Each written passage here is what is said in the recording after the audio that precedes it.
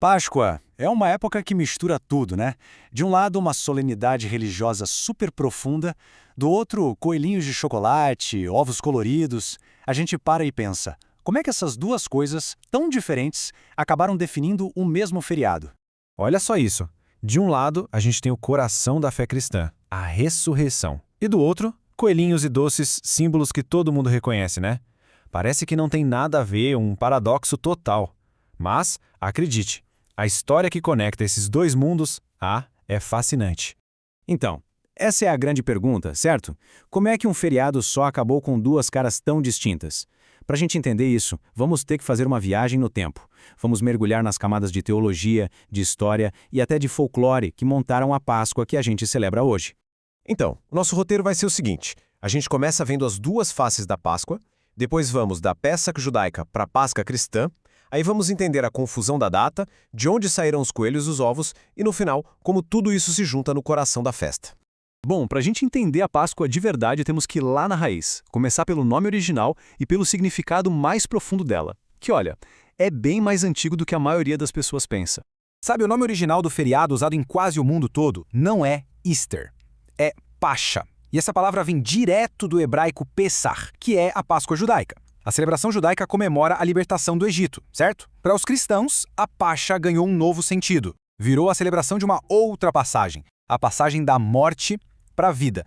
E aqui tem uma coisa que muita gente não sabe, e é bem curioso. O nome Easter, que o pessoal lá fora fala e que muita gente acha que tem origem pagã, na verdade é uma exceção. Só em inglês e alemão. Em quase todas as outras línguas, tipo o espanhol, que é Páscoa, ou o grego Pascha, o nome ainda tem a raiz judaica. E o que isso mostra? Que o centro do feriado é, sem dúvida, a ressurreição e não uma festa da primavera. E esse hino antigo da Igreja Ortodoxa nossa, ele resume perfeitamente a força dessa celebração. Não é só uma lembrancinha de algo que aconteceu, é uma declaração de vitória sobre a morte. É literalmente o ponto central de toda a teologia cristã. Ok, mas aí tem aquela pergunta, né? Se a Páscoa é tão importante assim, por que a data dela vive mudando? Todo ano é um dia diferente. A resposta, olha, é uma mistura fascinante de astronomia, teologia e até um pouco de política. Lá no comecinho, a coisa era debatida. Celebrava-se na mesma data da Páscoa judaica ou comemorava-se sempre no domingo, que foi o dia da ressurreição. Aí, em 325, no concílio de Nicéia, eles bateram o martelo. A regra virou uma fórmula quase astronômica. O primeiro domingo, depois da primeira lua cheia, depois do início da primavera. Essa regra valeu por mais de 1000 anos, até que, lá em 1582, veio a reforma do calendário. E aí criou essa diferença que a gente vê até hoje entre a Páscoa católica e a ortodoxa. Muito bem, agora vamos virar a chave e olhar para a outra cara da Páscoa. De onde, afinal, saíram esses símbolos todos que a gente vê enchendo as lojas e as nossas casas toda a primavera? A origem do ovo de Páscoa é, na verdade, bem prática. Pensa só, durante a Quaresma, os cristãos não podiam comer ovos. Mas as galinhas não estavam nem aí para isso, continuavam botando ovo. E aí, para não estragar, o que o pessoal fazia? Cozinhava os ovos. Quando chegava o domingo de Páscoa, para festejar o fim do jejum, eles pegavam esses ovos cozidos, decoravam e pronto, virava a parte principal da festa. Mas não era só uma questão prática, não. O ovo logo ganhou um significado simbólico bem profundo. Tem uma história bem famosa na tradição ortodoxa, a da Maria Madalena. Dizem que ela foi contar para o imperador Tibério sobre a ressurreição. Ele riu e disse que isso era tão provável quanto o ovo que ela segurava ficar vermelho. E não é que o ovo ficou vermelho na hora? É por isso que muitos ovos ortodoxos são vermelhos até hoje, simbolizando o sangue de Cristo e a nova vida. O ovo ali, quietinho, representa o túmulo do qual a vida ressurgiu. Beleza, o ovo a gente entendeu. Mas e o coelho? Porque até onde a gente sabe, coelho não bota ovo, né? Bom, essa conexão é um pouco mais recente e veio lá da Europa.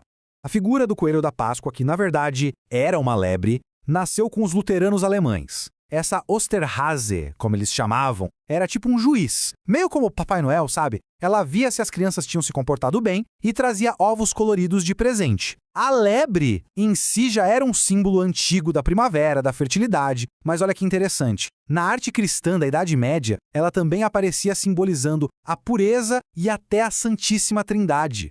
E aquela história da deusa Eustria? Bom, a única pessoa que falou sobre ela foi um escritor do século VIII, São Bedá, e ele só especulou que o nome do mês da Páscoa, Ostermunaf, talvez viesse de uma deusa antiga. Ou seja, isso pode, no máximo, explicar o nome Easter em inglês e alemão, mas não tem nada a ver com a origem do feriado cristão em si. A raiz do feriado, como a gente viu, é a Páscoa judaica. Ponto final. Então, aqui está o pulo do gato. Não é que a Páscoa seja um feriado pagão disfarçado. O que aconteceu foi um processo muito inteligente de pegar símbolos que já existiam na cultura e dar a eles um significado novo e muito mais profundo. E a gente consegue ver isso muito bem aqui. Pega o ovo, por exemplo. Antes era símbolo de fertilidade, de renascimento da natureza. No cristianismo, vira o túmulo vazio. A lebre, que era a abundância da primavera, passa a simbolizar a nova vida da ressurreição. O cordeiro do sacrifício judaico vira Jesus, o Cordeiro de Deus. Até a luz do sol, que volta com força na primavera, passa a simbolizar Cristo como a luz do mundo. É um processo de dar um novo significado, não de apagar o antigo.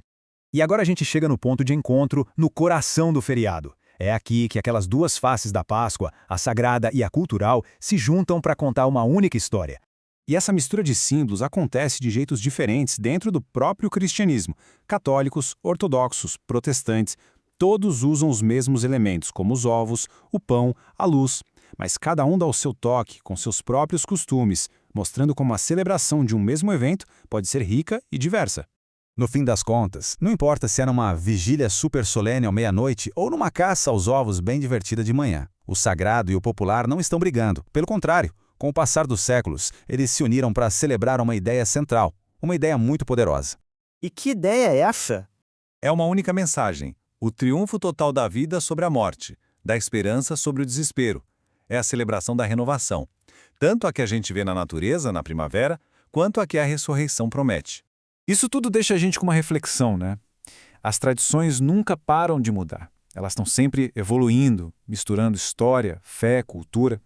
A grande questão que fica é: como é que hoje a gente encontra o nosso próprio significado em todos esses símbolos tão ricos e complexos que herdamos do passado?